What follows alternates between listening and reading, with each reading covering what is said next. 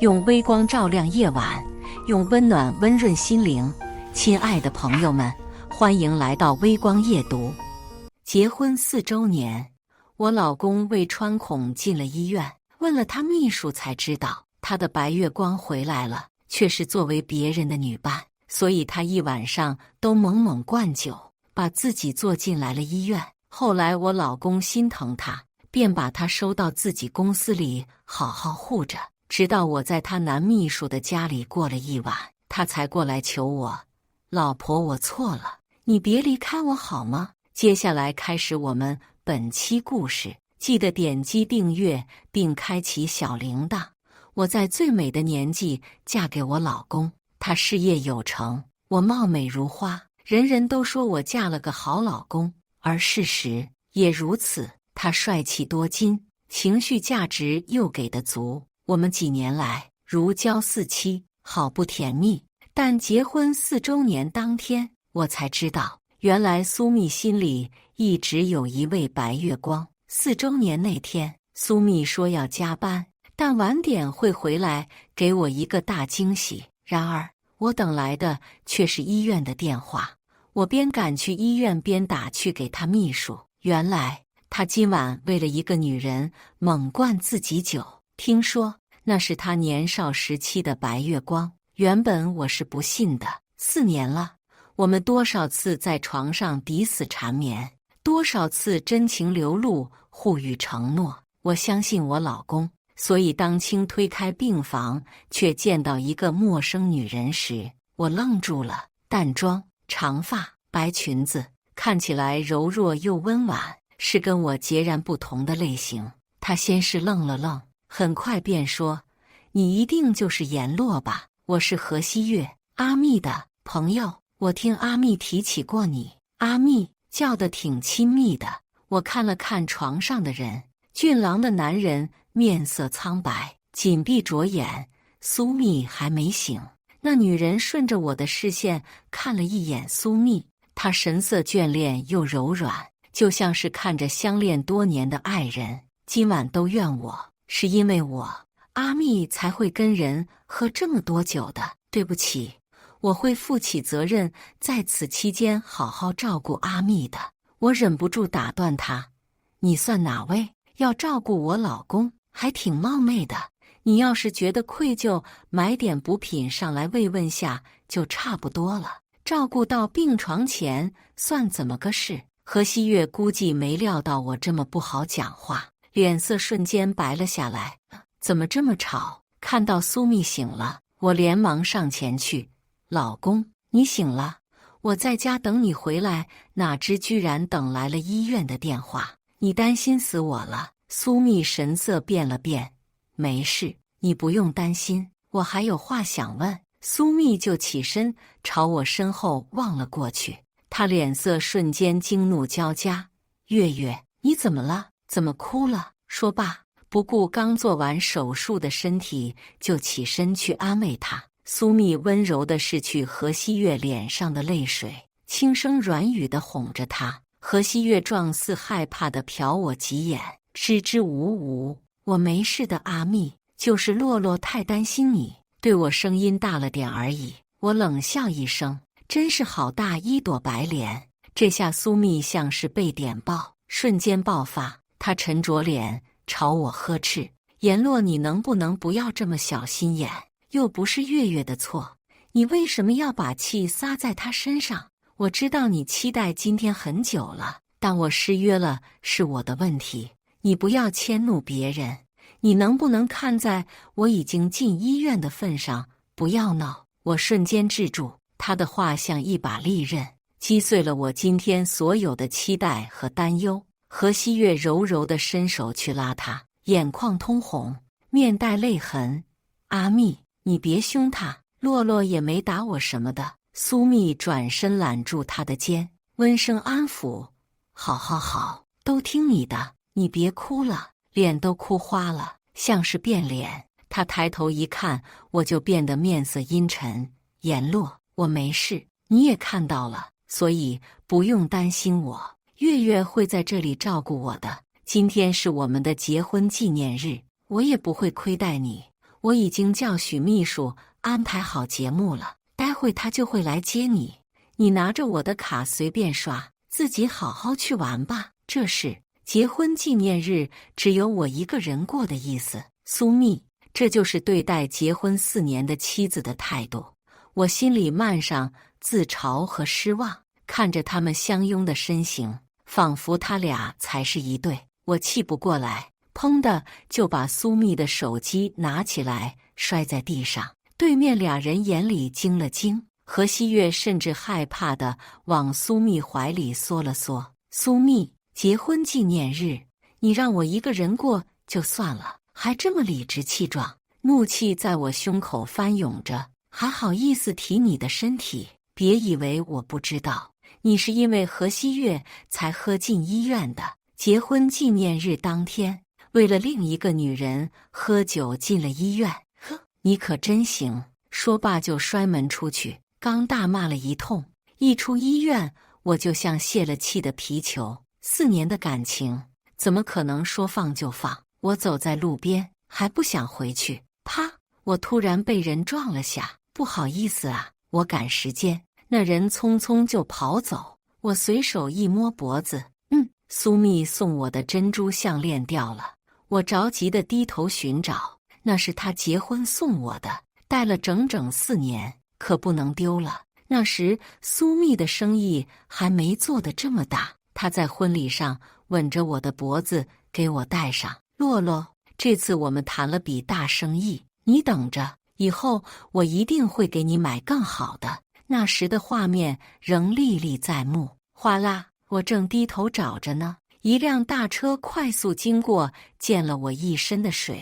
我看着自己湿透的半边身子，红裙是为了今天特意穿的。此刻，它被水阴得深一块浅一块，宛若一朵萎靡的玫瑰。我突然就有些伤感，连心脏都在抽疼，委屈和伤心溢上鼻腔。我摸摸脸，原来已经泪流满面了。我蹲着，把头埋在膝盖里，任由眼泪流着，噼里啪啦，豆大的雨点啪啪地砸在我背上，凉意丝丝缕缕地沁入我的身体。我冷得缩了缩，心里更觉悲凉。突然听到有人走近，还给我打了伞。我抬头，泪眼模糊间是许秘书那张年轻的脸。严小姐，项链我帮你找到了。他蹲下身子，把手掌摊开，珍珠项链断开了，静静地躺在那儿。断了呀！我想拿回来，谁知许毅一把合上掌心，嗖的就把它丢到旁边的喷泉池里，扑通掉水里了。我着急地想跑去捡，许毅一手就箍住我手臂，他直起身子，眼里是我看不懂的晦暗深沉。严小姐，有些东西烂了就该丢了，再怎么修，它也不再是以前的那个了。我呆愣地看着他，说不出话。我又何尝不懂？但那是我结结实实的6年啊，恋爱2年，结婚4点，这不就是在剜肉吗？他像是心疼我一般，他软下语气凑近我：“颜洛，你别伤心了，你值得更好的。”看到了他眼里意味不明的情愫，我皱起眉头：“你什么意思？”许毅抓住我的手，把我拉近：“走吧，我带你去换换心情。”说罢就撑着伞把我塞到车里。许毅把我送到了他的家，我看着这大别墅，目瞪口呆。苏蜜现在员工福利这么好的吗？连秘书都住上别墅了。许毅邪气笑了笑，帅得我晃眼。我来苏蜜公司当秘书只是学习，他欠了我哥人情，我估计很快就要回去接手家里的公司了。把我领到一个房间后，许毅温柔给我戴上 VR 眼镜，所以我应该不比你老公差，除了年纪小了点。颜洛姐，可以考虑考虑我。我没回话，被这一连串的信息砸晕了头。他也不尴尬，只继续说着：“我知道你喜欢玩游戏，我这里新搞了点枪战游戏，保准你玩过瘾。”很好，确实很对我胃口。但苏蜜很忙，而且她有空也不太喜欢打游戏，所以我很少跟苏蜜一起干过这事。一想起苏蜜，又泛起一股苦涩。我连忙投入到游戏中，跟许艺玩了一个回合后，天已经完全黑了。我脱下眼镜，对许艺道着谢：“谢谢你啊，今晚我要回去了。”叮铃铃，许艺的电话突然响起，我瞟了眼，是苏蜜。许艺望了望我后，接起了电话：“许艺，你现在在哪？联络安顿好没有？”许艺简短回了句：“嗯。”对面像是松了口气，紧接着着急地叫他：“你快去附近给我买核桃送过来，急用，就平松花园那套别墅，快点！”许艺面色瞬间沉了下来，连语气都变得有些骇人：“苏总，我没空，要买你自己买吧。”苏蜜有点惊讶，停顿了几秒后：“你不想干了，叫你去就去。”许艺冷笑一声：“看来苏总是忘了我是来学习的，帮人买套这种事，对我可没什么学习价值。”何希月娇滴滴的声音传过来：“阿蜜，怎么了？实在不行就不带了吧，恶心！我这个老婆还没跟他离婚，他就这么迫不及待跟别的女人翻云覆雨了。4年，我怎么就完全没认清苏蜜是这样的人呢？”我有些难堪地走远几步，不想再听到他们的声音。许艺关心地朝我投来目光，随后便快速挂了苏蜜。我深吸一口气，只觉得心里堵得慌。“有烟吗，许艺？”他惊讶扬了扬眉，翻箱倒柜了一会，终于递给我一根：“还是少抽点。”他虽然劝着我，但还是帮我点上了火。烟雾缭绕，我突然间有些迷茫。我还有什么好纠结的？既然他不爱了，我又何必死抓着不放？在他身上，我已经投入了6年了，但我还会有很多个6年，没必要吊死在一棵树上。视线聚焦，我对着许艺轻吐一口烟雾：“许艺，你今晚有人陪吗？”许艺眼神变得危险，他凑了些盯着我，像是在确认。我没躲，也稍微迎了上去。他瞬间夺过我的烟，摁灭，唇就这么压了下来。“颜洛，明早你会不会后悔？”我摸着他的耳朵亲他：“我没喝酒。”许艺颤了颤，耳朵都红了。随后男人结实的身子就这么附上来。整整一夜，我深刻体会到什么是年轻男人的体力。叮铃铃，次日一早，我被许艺的铃声吵醒。许艺沙哑着声：“喂。”对面爆出苏蜜的质问：“许艺，你昨晚到底有没有把颜洛送回家？我怎么在家没看到他？”听到这，我的困意都被驱散了几分。我抢过他的手机，朝对面冷笑：“我在哪跟你有关系吗？苏蜜，你可是在结婚纪念日当天就敢跟别的女人上床的人啊！”苏蜜闻言，语气都变得惊异：“你怎么知道？不是。你为什么现在在许艺旁边？”我没好气，这个时间一男一女，你也是过来人了，你不懂吗？苏蜜沉默了许久，猛地大声喊道：“颜洛，谁允许你这样干的？我是你老公，我们还没离婚，你当我死了吗？许艺呢？叫他听电话，我管他呢！”一下就把电话挂了。许艺已经彻底醒了，他撑着头看我，语气戏谑：“姐姐这是正是打算放弃他了？苏蜜有什么好的？他在这之前就已经让我留意何希月的信息了。”我不悦地皱了皱眉头：“是，不要了，他不配了。”而后许艺便把我送回来我名下的一所房子，我们都默契的没提昨晚。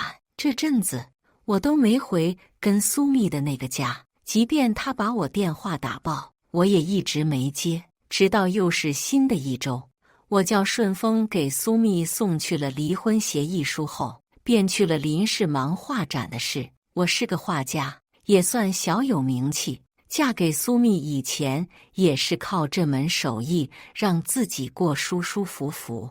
但后来为了给苏蜜下班就能吃上爱吃的，我就放弃了大部分工作，只时不时在线上接单。但意外的，苏蜜一反常态，直接消息都没回一个。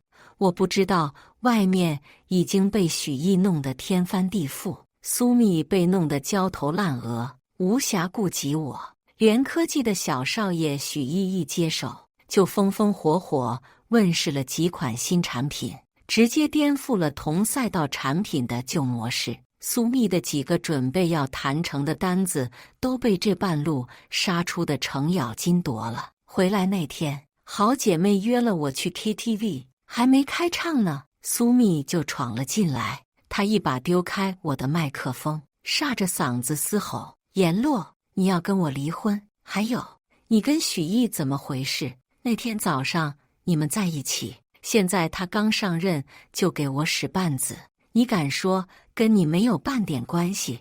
他那张一贯平静的帅脸现在满目狰狞，可想而知是有多生气了。好姐妹见状识相的离开，我冷冷的回一句：“离婚协议书写的还不够清楚吗？”“对呀，我要跟你离婚。”她坐到沙发上松了松领带，像是不可置信。“为什么？我们结婚都4年了，是4年，而不是4个月。”“颜洛，你怎么可以说离就离？”我点点头：“是啊，是4年，所以我才更痛了，才更要及时止损。”语气里忍不住的嘲讽：“是啊，你也知道是4年，那你呢？你干了什么？当着我的面，你跟何希月亲密相拥，明显偏袒他，你要我还怎么继续这段婚姻？”苏蜜死死盯着我，眼尾都红了。“就因为这事，你说吧，是不是还有什么瞒着我没说？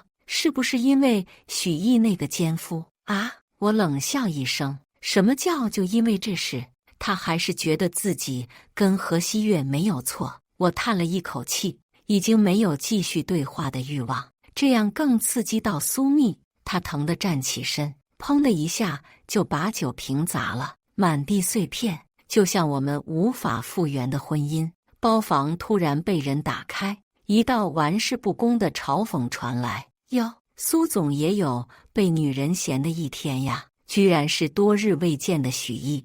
他一脸戏谑，毫不遮掩地挨坐我身旁。“嫂子，好久不见。”苏蜜难言眼底阴翳：“许毅，你什么意思？她是我的老婆，不是你的，你挨她那么近是想死？”许毅像是听了个笑话：“是吗？我可是听说有人收到离婚协议书了呀。苏总别忘了，你背着嫂子在何希月身上花的心思可不少。嫂子生气了，不要你了，这有什么稀奇的？”许毅虽然一口一个嫂子，但语气里可是半点情面都没给苏蜜留。苏蜜这么好面子的人，哪里还忍得住？一杯酒就淋在许毅头上。“哎！”我惊得站起了身。许毅没恼，只抹了一把脸后，阴恻恻地冲着苏蜜笑：“苏蜜，你这种人怎么配得上颜洛？你就是个脚踏2条船的垃圾！”说罢，倏地起身就给了许毅一拳，场面瞬间变得一发不可收拾。俩大男人就这么在包房里打了起来，也幸好是在包房里，不然明天就上新闻头条了。可能是许毅年轻吧，最终还是苏蜜略逊一筹，瘫在了沙发上，只狠狠地看着许毅。许毅脸上也挂了彩，他弯腰警告苏蜜：“你快点同意离婚，否则李家的那个项目我即便帮他们付违约金，我也要拿下。我听说你们连货都已经备好了，要是这个项目没了，你这位置苏家可能就要重新考虑了。”苏蜜眉头越皱越紧：“你为什么一定要掺一脚？你拿下了也不会赚多少，有必要为了一个女人得罪我吗？”许毅听后笑得张扬：“我前面干的事还得罪的你少吗？我还会怕多这一件吗？”苏蜜像是实在没了办法，她深深吁出一口气，起身走到门口：“行啊，签吧，颜洛，我也没那么非你不可，你以后可千万别求着我要回来。”砰！随后门就被他狠狠合上。跟苏蜜从民政局出来的那一瞬，我感觉整个人都松了，有点恍惚。我跟他居然这么顺利的就离婚了，多亏了许毅。听说苏蜜把何希月招到了公司里，好放在身边看着他。我天天不是在家画画，就是在跑画展的事，生活难得的充实满足。偶然的一天，我登账号，发现有个粉丝说我被人抄袭了。大抄袭那个人还是个微博大 V， 猖狂得很。抄袭者是一个叫苏苏月月的微博账号，粉丝有8万，都是分享一些自己的设计作品。那人的置顶赫然是一条最近发的宣传博，新作品，欢迎大家来支持苏氏集团哦。而那上面的包装图案，我一眼就看出跟我的作品极为相似，正打算多收集点证据，但我越翻他微博，越觉得不对劲。这风景，这穿搭的不露脸自拍，这男人的背影，这怕不是何希月的号，真是冤家碰头，得去一趟苏蜜的公司才行。我没开微博，这正巧给他钻了空子，毕竟我的粉丝集中在小红书。去到时，何希月正巧从苏蜜的办公室出来，听说他又是秘书，又做产品包装设计，可谓是苏蜜的好帮手。我打开我的作品，就扬到他眼前，眼熟吗？何希月。何希月面色一瞬间的慌张，而后否认，没听懂你什么意思。我又翻出他的微博，这是你吧？苏氏产品设计抄袭，我报给媒体的话，苏氏会损失多少？这后果你负担的了吗？何希月还在死鸭子嘴硬，连连摆手否认。你有什么证据吗？你乱说就是在诽谤我。阿蜜不会站在你那边的。我跟他说正事，他给我扯苏蜜，恋爱脑真的没得救。我没了耐心，转头想走。行啊，那就等着我起诉你吧，何希月。这时苏蜜出来了，语气惊讶又惊喜。颜洛，你是来找我的吗？我停下脚步，明显看到何希月的表情变得很难看。我不客气地走进他办公室，进办公室谈吧。何希月也一起开门见山，我把证据都摆在苏蜜面前。抄袭？苏蜜疑惑地细细看起来，脸色一点点变得凝重。我直表目的，你也看到了，你家产品包装设计很明显是抄袭我的作品，也是老熟人了，我就不要求什么了。你让何希月在微博上给我发布道歉声明和视频，并且你们给我一笔损失费，这事儿就算了。苏蜜为难地看了一眼何希月，没有说话。何希月脸色苍白如纸，豆大的泪珠说掉就掉。我没有，阿蜜，我没有抄袭他，真的只是巧合。我没说话，就直直地看着苏蜜。苏蜜心疼地抱住何希月，月月，没事的，别哭，到时我找个人替你录就行了，别怕。呵，这画面可真够恶心的。苏蜜转脸对我正色道：道歉视频我们会发的，产品包装我们也会全部撤掉，赔偿的话我们给你10万，你看可以吗？我抱胸往后一靠，怎么找也得20万吧。苏蜜，现在你公司这么穷了吗？闻言，何希月恶狠狠地抬起头来。颜洛，你别欺人太甚了。我冷笑。何希月，你要是不愿意也行啊，我起诉你，这事儿闹大，到时苏氏挂上一个抄袭的标签，哦，那就好看喽。苏蜜黑着脸开口。可以，我答应你。苏蜜的效率很快，第二天一早，何希月的账号就发布了一条道歉视频。出镜人戴着口罩，但能看出不是何希月，表示了对抄袭我的作品的歉意，以及会对我进行赔偿。原本评论的风向还算正常，大家都说抄袭可耻，但愿意道歉就是值得原谅的。但渐渐的，居然有人扒出了何希月以前的照片，只有我一个人发现视频里不是博主本人吗？我关注这个博主几年了，以前他还发过自拍，但现在删掉了。我清楚地记得之前博主额头有很黑一颗痣，化浓妆也没遮住的那种。我一看这个就不是博主本人，有人带头，越来越多的东西就被人挖出了。你别说，我扒到这博主是抄袭惯犯。你看他以往的作品，我做了对比图，他之前抄的都是些小博主，这次遇上个大博主，这不就被人发现了吗？这番实锤引来了之前被何西月抄袭的那些画师和其粉丝，纷纷留言质问，事态愈演愈烈，直接冲上了微博热搜。还有人留意到何西月抄袭的作品就是苏轼的产品包装，这火颇有烧到苏轼身上的趋势。事实证明，在集团利益面前，苏密还是很残忍的，或者说是拎得清。苏轼官博连夜发了条声明，表明抄袭纯属何西月个人行为，与集团无关，直接把苏轼摘了出去。我在家嗑着瓜子看得起劲，真是好精彩一场大戏啊！滴滴，是许毅的微信，没想到啊，你还是个大画家。不过这次的事也算是让你出口恶气了，刚好明天有空，要不一起吃个午饭？我欣然答应。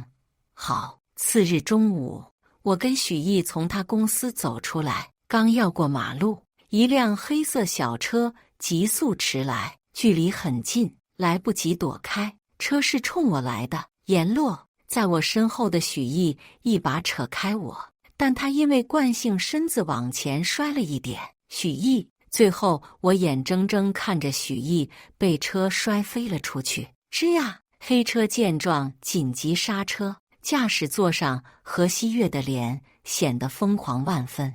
我跑过去查看许毅的情况，他难受地呜咽着啊！我连忙报了警，叫了救护车，随后守在他身边。何西月像个疯子一样跑下车，在我耳边吼叫：言落，都是你，都怪你，现在我就是一只过街老鼠，不过是不小心抄了你的一个作品，你有必要这样赶尽杀绝吗？现在就连苏密都放弃我了，你满意了？保安见这里出事，也急忙赶过来，快把那个女人控制住，她把你们许总撞了。保安也不敢懈怠，连忙抓住何西月等警察来。警察来得很快，何西月已经完全失了理智，他狂乱地甩着头挣扎，头发凌乱，完全没有当初那副温婉的模样了。言落，我是想撞你的，谁让你躲开了？撞到许毅不怪我，你们不能抓我。我没理他，警察哪里会放任这个现场自爆动机的嫌疑人，直接抓住带走了。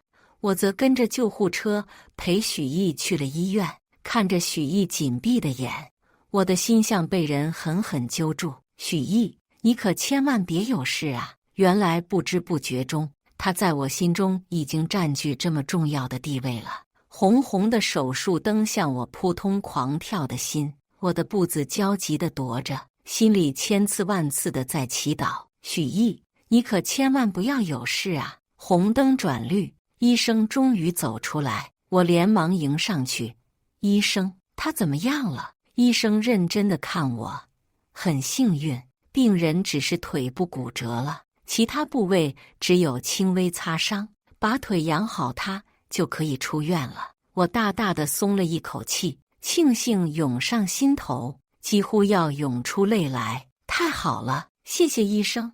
那我现在可以去看他了吗？医生挥挥手，可以的，快去吧，估计一会他麻醉就顿了，就能醒来了。我跑去病房，迫不及待地走到许毅的病床前，他紧闭着眼，脸色苍白，帅气的面庞不复以往的张扬，趁着那病符，就像一张白纸，显得格外脆弱。扣，这是私人病房，正疑惑是谁这么快收到消息，我就开门看到了苏密那种熟悉的脸，顿时有些厌恶。你怎么来了？他看起来很诚恳，满脸歉意。对不起和西月的事。我想了想，还是放了他进来。苏蜜微微低着头，语气带着愧疚。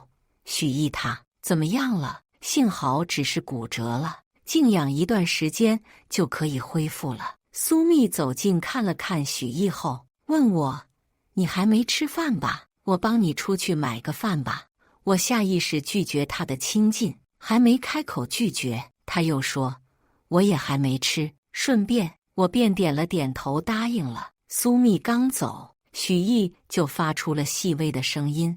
我低头查看他的情况，许毅醒了，你醒了，感觉怎么样？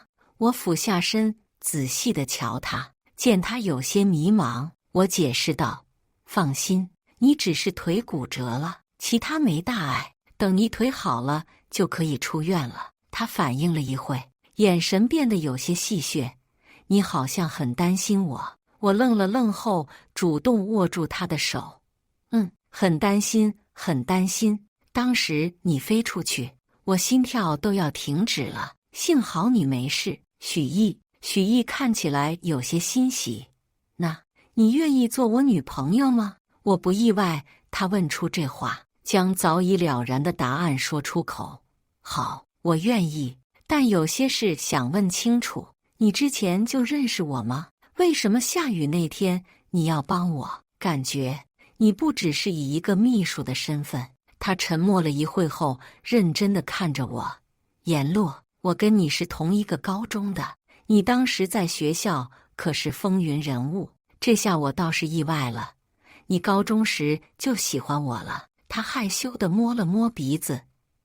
也不算吧，但反正给你写过情书。我想了想，高中时我收过的情书都堆垃圾桶了，确实是搜刮不出对许毅的印象。我确实是没什么印象了，不过我不介意你重新给我写一封。我凑过去摸了摸他的脸，许毅的耳朵瞬间肉眼可见的红了。你别说，这调戏弟弟的感觉是真不错。啪！门口传来响声。我俩同时转头过去，苏蜜买来的饭摔在了地上，她愣愣地站在门口，脸色阴冷。你们在一起了？许毅炫耀般的快速牵起我的手。对，就刚刚。苏蜜健步就冲过来，扒开我俩牵着的手，一把扯起许毅的病服领子。丫的，你做了我这么多年的秘书，你现在抢我老婆？许毅呸了一声。你老婆？结婚纪念日当天你抱着别的女人，你当着她的面跟别人亲热，你还当她是你老婆吗？她即使穿着病服，气势也丝毫不减，目光骇人。苏蜜，是你亲手把她推开的，现在又来装什么深情？你不觉得好笑吗？我怕苏蜜又弄伤许毅，连忙扯开她。你不要胡闹。他刚做完手术。苏蜜松了手，又垂下眸子注视我。他拽住我的手腕，语气很伤感。洛洛，你真的要跟他在一起吗？你能不能再回过头看看我？我们复合还跟以前一样好吗？我甩开他，一声呵斥。我说过了，不可能。苏蜜，是你亲手将我推开的。他还想上前。以后不会了，洛洛，我改。以后不会有别的女人，只会有你，好吗？许毅给你的，我也能给。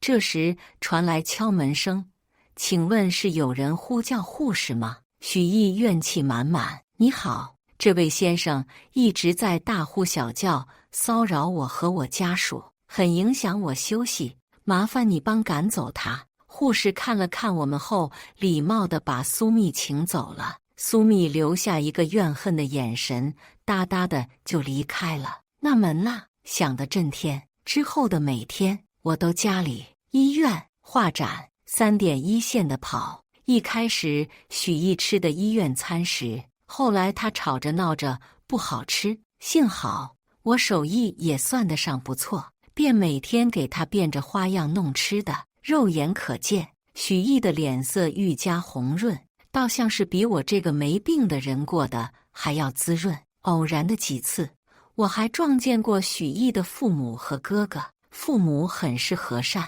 即便知道我是离婚的，也对我很是满意。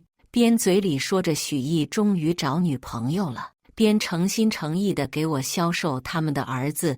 别看我们这儿子年轻，他身体倍儿棒，上学时拿了很多运动会奖牌呢。许毅则一脸糗样：妈，都多久的事儿了，你别说了。他哥则是个沉稳样：别担心，你好好养病，公司有我看着呢。时间飞快地跑，何西月没有苏蜜护着，我们打官司很顺利，他被判入狱了，这辈子可以说是彻底毁了。许毅恢复得很好，出院没多久，我们就出发去旅游了。刚到机场，发现路边一排的黑色豪车，车尾箱整整齐齐地放着满登登的红色玫瑰，可谓是豪气又浪漫。路过的女生们纷纷驻足拍照。哇，这是哪家男朋友这么浪漫啊？我看了2眼，就打算进机场。谁知这时苏蜜突然从其中一辆车走出来，直直朝我走来，周围阵阵惊呼声。哇，那人好帅啊！身旁的许毅瞬间低气压，连牵着我的手掌也暗暗加了力度。他狠狠骂一句：这狗玩意，真是阴魂不散，然后拉起我就要走。苏蜜腿长，连忙上来拉住我另一只手：别走，洛洛。他递上来一束花，意外的不是那种娇艳欲滴的真玫瑰，居然是一朵朵红色的折纸玫瑰。他见我迟疑，立马邀功：洛洛，这是我折了3天3夜的玫瑰。他小心翼翼地继续说：我记得你喜欢折纸，但我以前都没陪你做过，现在我亲手给你折这99朵玫瑰，你喜欢吗？我没有半分迟疑，抬起跟许毅十指交缠的手：不行，我有男朋友了。苏蜜眼神沉重，突然单膝就跪下：洛洛，不要离开我，我知道你肯定是想用许毅来气我，毕竟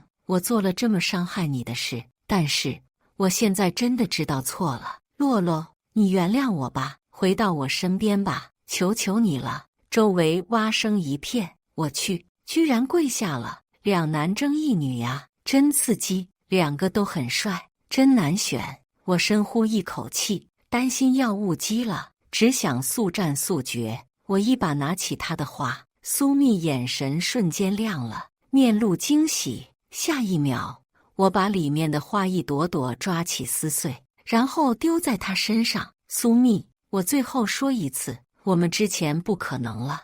我现在的爱人是许毅，不是演戏，也不是为了气你。我跟许毅是真的。看着他暗淡下去的眼眸，生怕他还不相信，我转头就搂着许毅亲了一口，然后我再看向苏蜜。终于，他的脸上露出万念俱灰的表情，再也说不出一句话。许毅像是解放了一般，拉着我就走，只剩下苏蜜一人落寞地留在那。议论的人们还未散去，我去，看来是追妻火葬场啊！那姐姐真帅，那帅哥肯定是个渣男。哎，散了，真火葬场喽！到达泰国的当晚，许毅还在臭着脸，我好笑的耐心哄他，这应该是最后一次了，以后应该不会再烦我们了。许毅看了看我，无奈道：哎，也不是你的错，对你气不起来。他埋到我颈窝里蹭了蹭，我不管，你得补偿我。我不回他，只默默脱掉外套。他眼睛眯了眯，用力将我抵在墙上吻，又凶又急。这一夜，我们在玄关，也在浴室，在床上，也在阳台。我被人抬起又放下，再一次的，我深刻地体会到年轻男人的体力。灼热的吻落在我耳后，洛洛，撑住，夜还很长。感谢大家的观看，欢迎大家在下方评论区讨论。如果你喜欢这类故事，记得点击订阅微光夜读，并分享给更多的人，这会对我帮助很大。再次感谢大家的观看。